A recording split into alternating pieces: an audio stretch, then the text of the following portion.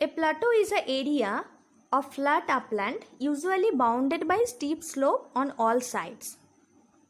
That's why sometimes it's referred to as tableland. Just follow the picture, then it will be clear to you.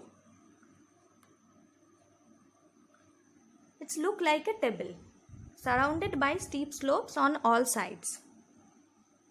Right? Plateaus are of great economic value. It's a storehouse of mineral wealth. Now come to the next point. Types of plateau. Plateaus may be classified into the following categories on the basis of their formation.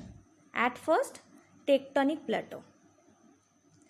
A tectonic plateau is formed by the movement of the earth crustal plates.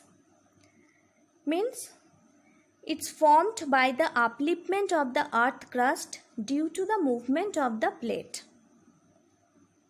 Okay. Next, volcanic plateau. A volcanic plateau is a plateau which is produced by volcanic activity. In this case, the spread of successive layers of lava on a particular region. After that, the lava cooled down and solidified. Finally, the successive sheets of the lava form a raised tableland. Look at the picture. In this picture, exhibited many layers of lava. Right? Now come to the next point, dissected plateau. What do you mean by dissected plateau? This type of plateau look like an irregular surface pattern marked by canyon and gorge. What do you mean by canyon and gorge? It's a new term for you. It means a narrow steep valley which is formed by the erosional work of river. Look at the picture. The land totally dissected, right? Next, intermountain plateau. So it's a diagram of intermountain plateau. This type of plateau surrounded by mountains. The most common example of intermountain plateau is Tibetan plateau, which is enclosed by Himalayan mountains. Okay, it's a very good example. So the middle portion is the intermountain plateau and surrounded by mountain range. Okay. The last division is Piedmont plateau.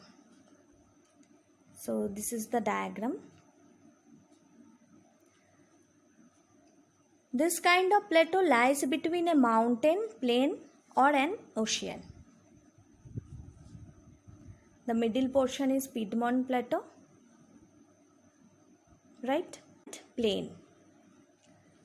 A plain refers to a flat area which usually less than 200 meters above the sea level and formed by the deposited material of big rivers and their tributaries.